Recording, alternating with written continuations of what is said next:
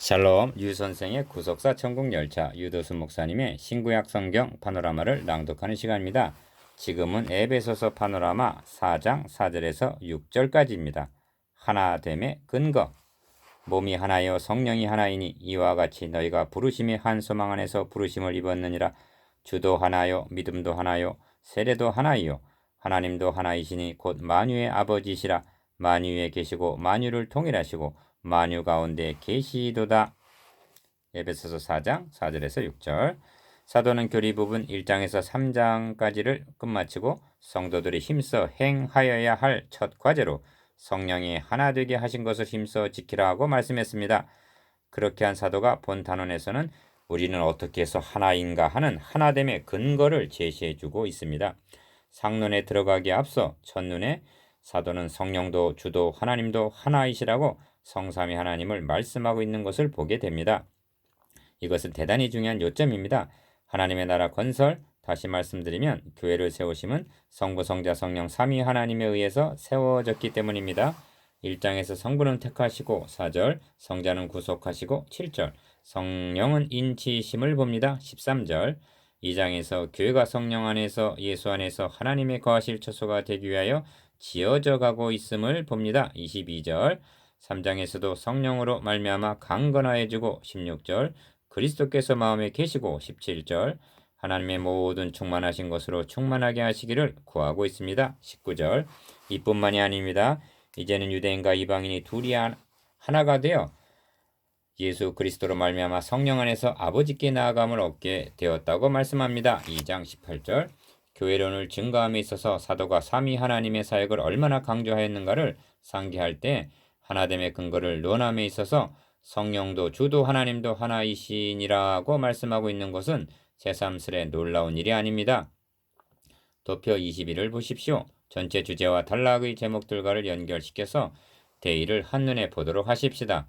하나됨의 근거는 성령이 하나이고 첫 단락, 성자가 하나이고 둘째 단락, 성부가 하나이기 때문입니다. 셋째 단락, 우리가 믿고 고백하는 성부, 성자, 성령이 같은 한 분이실 뿐만이 아니라 그 한 분이 우리를 하나 되게 해 주셨다는 것입니다. 그렇다면 우리는 누가 뭐라 해도 하나임이 분명합니다.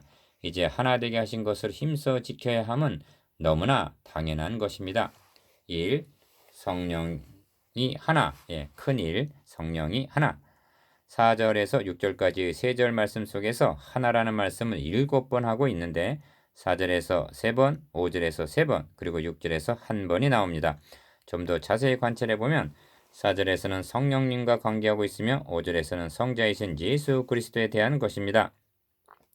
그리고 6절에서는 성부 하나님과 관계하고 있는데 만유를 통일하시고 만유 가운데 계시는 통일의 모든 것이 종합적으로 요약되어 있음을 보게 됩니다. 성부, 성자, 성령 삼위일체 되시는 하나님에 의해서 우리가 어떻게 하나가 되었는가를 성경은 말씀하므로 힘써 지켜야만 할 당위성을 일깨워주고 있는 것입니다. 교회가 어려움을 당하게 되는 것은 나만 잘나면, 나만 잘 되면 하는 이기적인 생각과 나 하나쯤이야 하는 자기를 하찮게 여기는 주관적인 관점 때문입니다. 물론 우리들의 태어남은 개인적인 체험임이 분명합니다만 하나님께서는 우리들을 대하실 때 개인의 자격으로가 아니라 아담 안에서 태어났느냐 그리스도 안에서 태어났느냐 하고 두 대표자를 통해서 보아주신다는 점입니다. 인류의 처음 대표자인 아담이 범죄함으로 모든 사람이 사망하에 놓이게 되었습니다. 아담과 같은 죄를 짓지 아니한 사람에게까지 사망은 왕노릇하였던 것입니다. 이것이 대표성 곧 원죄 교리입니다. 그러나 이제는 우리의 대표자는 예수 그리스도이십니다. 그분 한 분의 순종하심으로 우리들은 의롭다함을 받아 영생에 이르게 된 것입니다. 운동 경기에 비하면 권투나 레슬링처럼 개인 경기가 아니라 축구나 배구처럼 단체전을 하고 있다는 깨달음이 필요합니다. 나 하나만 잘한다고 되는 것은 아니거니와 나 하나가 못함으로 우리 팀 전체에 영향을 미치게 된다는 것입니다. 사도는 최우선으로 몸이 하나요 하십니다. 이는 교회를 가리키는 말씀입니다. 큰 일에 작은 일, 몸이 하나요. 왜 성령이 하나요 하고 더 중요하게 보이는 말씀을 맨 앞에 제시하지 않았을까요? 5절과 6절에서는 주는 하나이요 하나님도 하나이시니 하고 주와 하나님을 앞에 놓고 있음을 봅니다. 사도가 몸이 하나이요 하고 이를 앞에 놓고 있는 것은 성도들이 힘써 지켜야 하는 것은 교회이지 성령이 아니기 때문입니다. 교회는 몸이요 우리들 한 사람 한 사람은 그 몸의 지체들입니다. 한 지체가 고통을 당하면 다른 지체도 고통을 당하게 되는 것이요 한 지체가 영광을 얻으면 다른 지체도 영광을 얻게 되는 것이 하나된 우리들의 관계입니다. 이 진리를 몸이 하나요 하신 몸의 비유를 통해서 분명하게 알 수가 있습니다. 우리 몸에는 두 손과 두 발이 있으며 손가락이 10개요 발가락이 10개입니다. 두 귀와 두 눈이 있으며 코와 입이 있습니다. 그러나 사람의 몸은 이러한 것들을 모아놓은 어떤 집합체가 아닙니다. 사람의 몸에 있는 지체들이 빠짐없이 숫자적으로 맞는다고 그것이 곧 살아있는 몸은 아니라는 것입니다.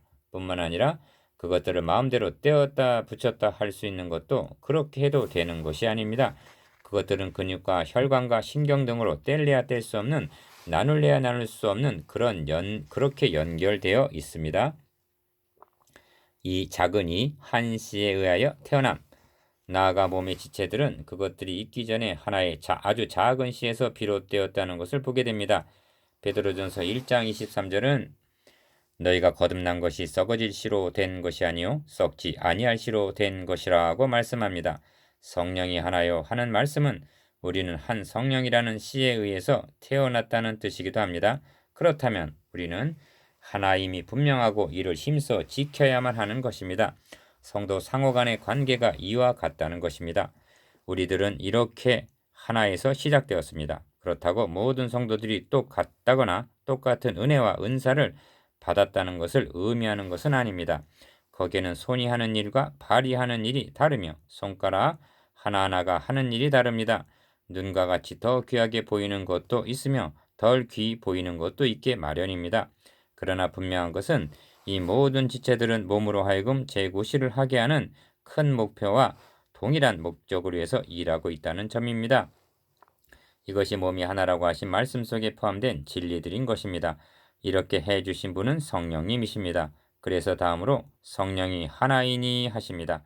이를 설명하기에 앞서 에스겔서 37장으로 안내해야만 하겠습니다.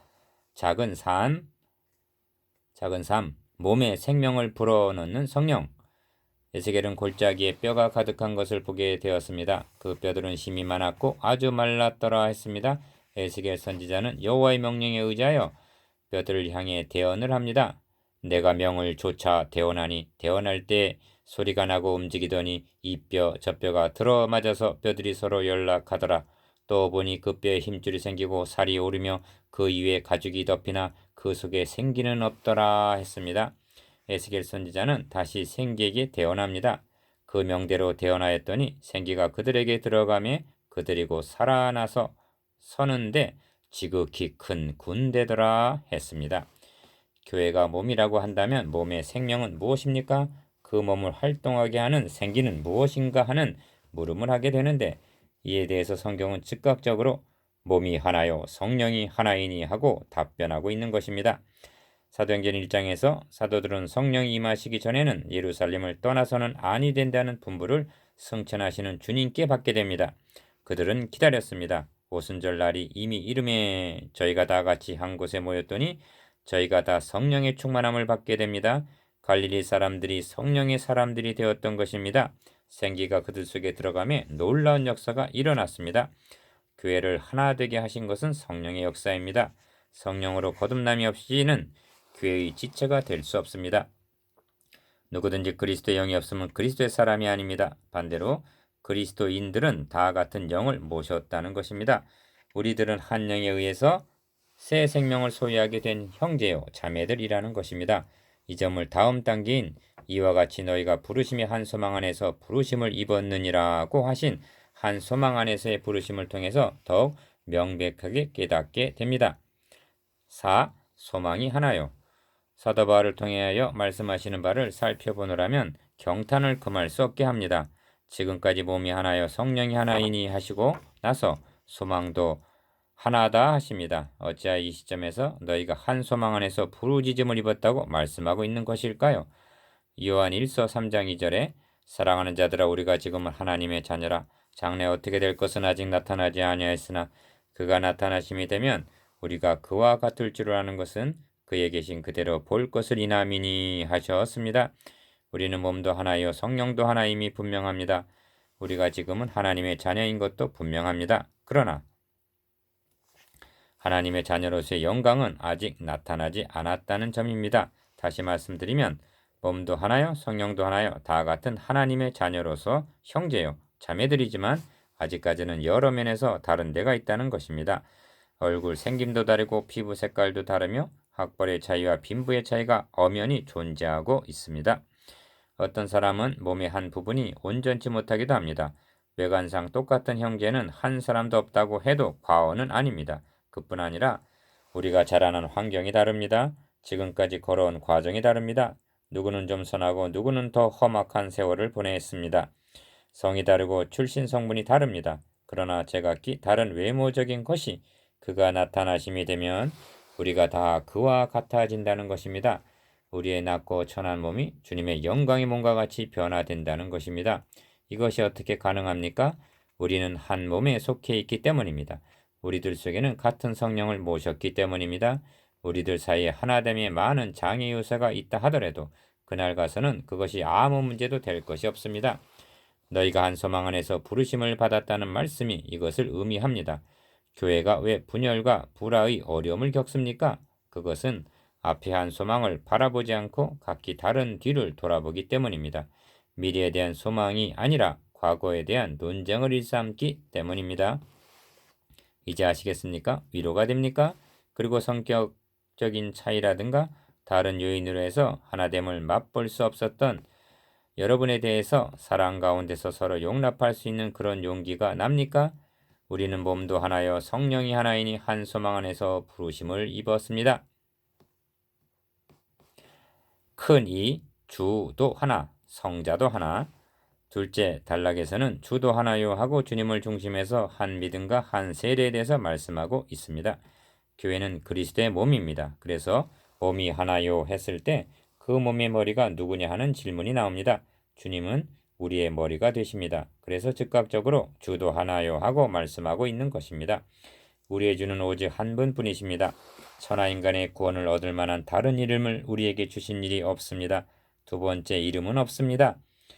이를 좀 더 실감하기 위해서는 사도 바울과 초대교인들이 처해 있던 상황을 살펴보아야만 합니다. 주님 할 때 주는 헬라어로 퀴리오스입니다.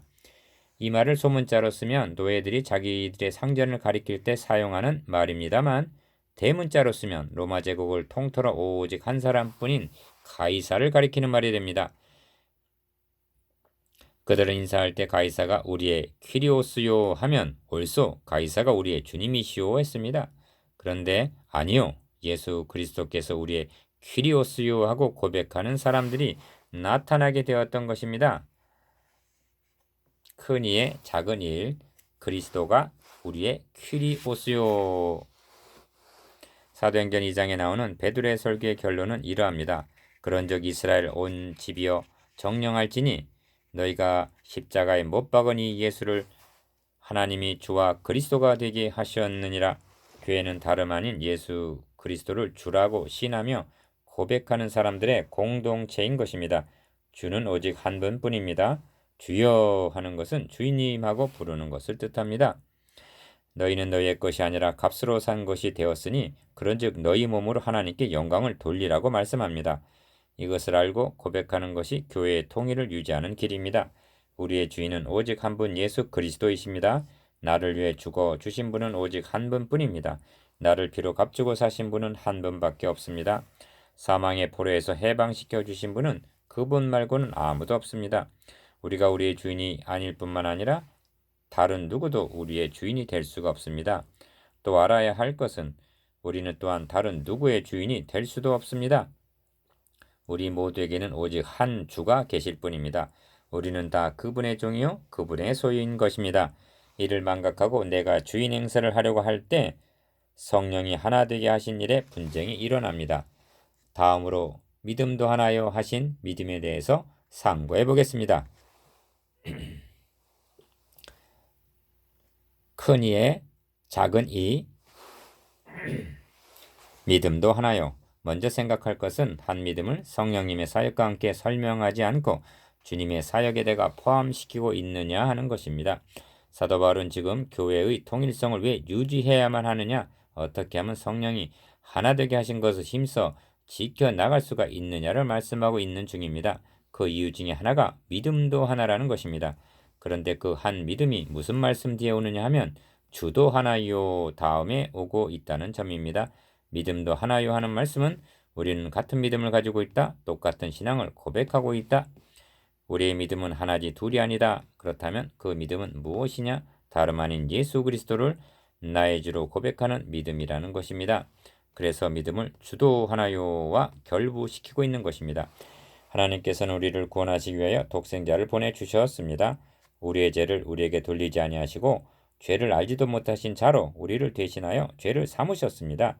그분은 우리의 죄를 담당하시고 정죄를 당하셨습니다. 그뿐만이 아닙니다. 우리의 죄는 그분이 담당하시고 그분의 의는 우리에게 덧입혀 주셨습니다.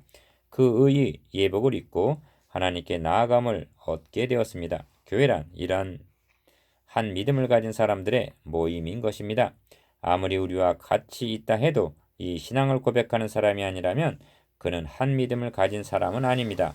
주도 하나요, 믿음도 하나입니다.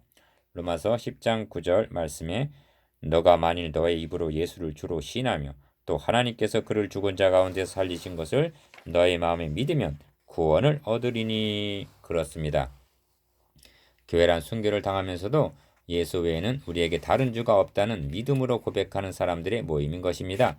그분만이 나의 생명이 되시며 나의 구주가 되시며 내가 구원을 얻게 된 근거가 되는 것입니다. 이 유일한 근거를 놓치지 아니할 때 교회에 분열이란 있을 수가 없습니다. 분열은커녕 시험이 닥쳐오고 박해가 가해지면 질수록 이에 맞서기 위하여 차돌처럼 뭉쳐지는 것입니다. 그래도 하나 되는 것을 파괴하는 자가 있다면 그는 주도 하나요 믿음도 하나요를 망각하고 있거나 아니면 우리 중에 섞여 사는 무리일 것입니다. 큰 이의 작은 삶 세례도 하나요. 마지막으로 세례도 하나이요를 상고할 차례입니다. 세례도 하나이요 할 때 이것이 어떻게 하나 되는 일에 도움을 주는 것인가 하는 의문을 가질만 합니다. 오늘날 세례는 하나 되는 일에 도움은 고사하고 오히려 분파를 가져오는 결과를 낳았기 때문입니다. 그러나 이런 것은 세례에 담겨있는 신령한 의미는 모르고 형식적인 의문만을 보았기 때문입니다. 하나님께서는 얼마나 자상하신지요. 우리들의 연약성을 아시고 이를 깨우쳐 주시기 위해서 친히 큰 세례식으로 거행하셨던 것입니다. 그것은 출애굽 당시 홍해 사건인 것입니다. 고린도전서 10장 1절에서 2절까지를 보면 우리 조상들이 다 구름 아래 있고 바다 가운데 지나며 모세에게 속하여 다 구름과 바다에서 세례를 받고 했습니다. 이 말씀 중에서 주목해야 할 점은 모세에 속하여입니다. 그들은 본래 모세에 속하여 있지 않고 바로에게 속하여 있었던 사람들입니다. 그들은 처음에는 모세에게 선뜻 속하려고 하지 않았습니다. 그런데 하나님께서 모세에게 속하도록 하셨습니다. 그들은 홍해를 건너므로 바로의 영역에서 벗어날 수가 있었던 것입니다. 바로의 군사가 홍해까지는 뒤쫓아올 수가 있었습니다. 이제 성도들은 영적 모세인 예수 그리스도에게 속하여 다 한 세례를 받은 사람들이라는 말씀입니다. 그리하여 사망의 영역에서 생명의 영역으로 옮겨졌다는 것, 이것이 세례가 주는 신령한 의미입니다. 세례도 하나요가 주도 하나요와 함께 따라 나오는 것도 그런 이유에서입니다. 우리는 주님 안에 있어 주님의 죽으심과 부활하심을 통해 사망에서 생명으로 옮겨질 수가 있었기 때문입니다. 아시겠습니까? 우리는 동일하게 주께 속하여 세례를 받았습니다. 깨닫고 보니 우리는 주도 하나요, 믿음도 하나요, 세례도 하나입니다. 아멘. 큰 삶, 하나님, 성부도 하나. 우리는 이 지점에서 다시 한번 문맥을 더듬어 보아야만 하겠습니다. 성경을 상고함에 있어 현미경적인 방법과 망원경적인 방법은 언제나 조화를 이루어야만 합니다. 사도는 1장 마지막 절에서 교회는 그의 몸이니 만물 안에서 만물을 충만케 하시는 자의 충만이니라고 말씀한 바 있습니다. 그리고 3장 19절에서 하나님의 모든 충만하신 것으로 너희에게 충만하게 하시기를 구하노라고 강구하였습니다. 사도는 또다시 하나님은 하나이시니 곧 만유의 아버지시라 말씀하면서 만유 위에 계시고 만유를 통일하시고 만유 가운데 계시도다고 증거합니다. 4장 10절에서는 이는 만물을 충만케 하려 하심이니라고 말씀합니다. 이는 무엇을 의미하느냐 하면 하나님께서 계획하시며 성취해 내려오신 목표가 무엇인가를 나타내주고 있는 것입니다. 다시 말씀드리면 하나님의 나라 건설 곧 구속의 역사가 어떤 과정을 통해서 성취되며 완성되는가를 보여주고 있습니다. 그것은 교회 구성원인 성도 개개인을 택하시고 인치셔서 그들을 연결하여 성전이 되어가고 하나님의 거하실 처소가 되기 위하여 함께 지어져 감으로 가능해진다는 것입니다. 이것이 만유에 계시고 만유를 통일하시고 만유 가운데 계시도다의 궁극적인 의미인 것입니다. 이 시점에서 하나님의 충만에 대한 구속사적 의미를 더듬어 보는 것이 도움이 될 것입니다. 큰 삶의 작은 일, 하나님의 충만의 구속사적 의미. 출애굽기에서 하나님은 모세에게 내가 그들 중에 거할 성소를 지으라고 명하셨습니다. 모세가 하나님이 거하실 성막을 완성하였을 때 모세가 들어갈 수가 없도록 하나님의 영광이 충만하였다고 기록되어 있습니다. 그 후에 솔로몬이 성전을 완공하고 헌당하는 기도를 드릴 때도 제사장이 성전에 들어갈 수 없도록 하나님의 영광이 그 전에 충만하였다고 했습니다. 그러나 성막이나 성전은 임마누엘에 대한 모형이요 그림자였던 것입니다. 우리는 여기서 멈추게 되면 아주 중요한 영광스러움을 놓치게 되고 맙니다. 그것은 구약의 성막과 성전에 충만했던 하나님의 영광은 하나님의 육신의 장막을 입으시고 이 땅에 오실 임마누엘의 모형일 뿐만 아니라 그의 구속으로 말미암아 그가 세우실 하나님의 성전이요 거하실 처소인 교회의 예표도 되기 때문입니다. 성막이 단지 예수 그리스도의 모형이라면 그것은 별 의미가 없으며 우리와는 아무 상관도 없게 되는 것입니다. 그것은 하나님의 성전, 하나님의 거하실 처소인 교회, 곧 하나님의 나라를 건설하시기 위해서 오셨던 것입니다. 이것이 다윗에게 언약하신 바 내가 너의 몸에서 날 자식을 너의 뒤에 세워 그 나라를 견고케 하리라. 저는 내 이름을 위하여 집을 건축할 것이요 하신 사무엘하 7장 13절 궁극적인 의도였던 것입니다.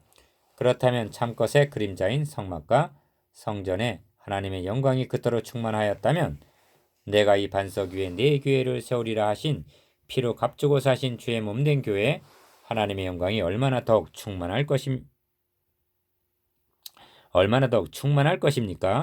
하나님께서는 이를 위하여 구속의 역사를 성취해 오셨던 것입니다. 하나님은 만유에 계시고 만유를 통일하시고 만유 가운데 계시도다고 말씀합니다.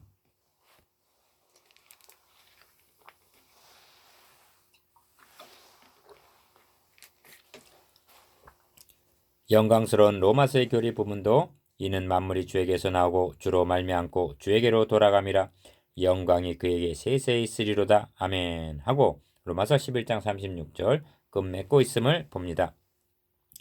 모든 것이 하나님에게로 귀결이 됩니다. 본문에서 말씀하고 있는 만유라는 뜻이 넓은 의미에서는 만물을 가리킬 수도 있습니다만 만유의 아버지시라는 말씀이 그 의미를 제한하고 있습니다. 왜냐하면 하나님은 만물의 아버지가 아니시요 성도들만의 아버지이기 때문입니다. 왜냐하면 하나님은 만물의 아버지가 아니시고 성도들만의 아버지이기 때문입니다. 더욱 이 말씀이 어떤 문맥에서 주어졌는가를 놓쳐서는 안 됩니다. 성령의 하나 되게 하신 것을 힘써 지키라는 교회의 일치를 말씀하고 있는 문맥에서 주어졌습니다. 더 넓은 문맥인 1장에서 3장까지 내용으로 보아서도 이는 더욱 분명한 것입니다. 성령의 하나 되게 하신 것은 택하시고 구속하여 성령의 인을 치신 성도들이지 만물이 아닌 것입니다. 사도가 이를 잊었거나 놓치고서 지금까지 말씀한 바를 스스로 부정하거나 이제까지 세워놓은 교회를 자신의 손으로 허물거나 할 리가 있겠습니까? 하나님은 만유의 아버지 곧 모든 성도들의 아버지이십니다. 좀 더 살펴보기를 원합니다. 이 작은 이 만유에 계신 하나님. 이는 하나님께서 우리 위에 초월해 계심을 의미합니다. 이사야 선지자는 우시야 왕이 죽던 국난의 해에 높이 들린 보좌에 앉으신 하나님을 배웠습니다. 이사야 6장 1절 스데반 집사는 순교당하는 위급한 상황에서 하늘이 열리고 인자가 하나님 우편에 서신 것을 보았습니다. 사도행전 7장 56절 이것이 만유에 계시다는 의미입니다. 막연히 초월에 계시는 하나님이시라는 뜻이 아니라 하늘 보좌에 좌정하셔서 만유를 통치하시는 하나님 되심을 의미합니다. 그분의 다스리심을 믿는 성도들은 어떠한 경우에도 낭망함이 없이 하나님께서 만유에 계심을 믿어야 하고 보좌에 앉으신 아버지 바라보기를 잊지 말아야 할 것입니다. 이는 크나큰 위로가 되는 말씀입니다. 작은 3. 만유를 통일하시는 하나님. 통일하신다는 말씀은 교회론이 주제인 에베소의 핵심적인 문제이기도 합니다. 바울 사도는 1장 10절에서 하늘에 있는 것이나 땅에 있는 것이 다 그리스도 안에서 통일되게 하려 하심이라고 하나님의 원대하신 구원 계획을 말씀한 바 있습니다. 통일은 구원 계획의 최종 목표이기도 합니다. 파괴되고 분열되었던 하나님의 나라는 통일을 가져오게 될 것입니다. 통일이란 오직 한 분에 의해서 통치함을 받게 될 것을 의미하기도 합니다. 이 말씀은 우리가 하나됨을 지켜야 하는데 큰 격려가 되는 말씀입니다. 작은 4. 만유에 계시는 하나님. 이 말씀은 하나님은 만유에 계셔서 즉 초월하여 계시기 때문에 너무 멀고 너무 높아서 아득하기만 한 하나님이 아니라 만유 가운데 계시는 우리와 함께 계시고 우리 속에 내주하여 계심을 의미합니다. 하나님은 높이 들린 보좌에 계실 뿐만 아니라 우리와 함께 낮은 데 계시는 하나님도 되신다는 말씀입니다. 사도는 어찌하여 만유에 계시고 만유 가운데 계시고 만유를 통일하신다고 말씀하지 않고 만유 가운데 계신 하나님을 맨 나중에 언급하고 있을까요? 이는 분명 만유를 통일하시는 구속의 역사가 완성되는 날에는 보라 하나님의 장막이 사람들과 함께 있음에 하나님이 저희와 함께 거하시리니 하신 계시록 21장 3절 종말적인 그날을 바라보았기 때문일 것입니다. 다시 말씀드리면 만유를 통일하시는 것이 끝이 아니라 만유 가운데 계심이 최종적인 완성이란 말씀입니다. 이 말씀은 성령이 하나 되게 하신 것을 힘써 지켜야 할 우리들에게 큰 용기를 주는 말씀입니다. 그러한 하나님의 자녀들이 한 지교회 안에서 성령이 하나 되게 하신 것을 힘써 지켜나가지 못한다면 너무나 부끄러운 일입니다. 이제 우리 서로 교제 약수를 합시다. 축하의 인사를 나눕시다. 이 모든 것을 하나님의 영광을 위하여 하십시다. 묵상해 봅시다. 1. 한 소망 안에서 우리들을 부르신 목적은 무엇입니까? 2. 믿음과 세례가 하나라면 공동체 생활의 자세와 태도는 무엇입니까? 3. 하나님 나라의 통치자와 백성의 관계에 관해서 말해 보십시오.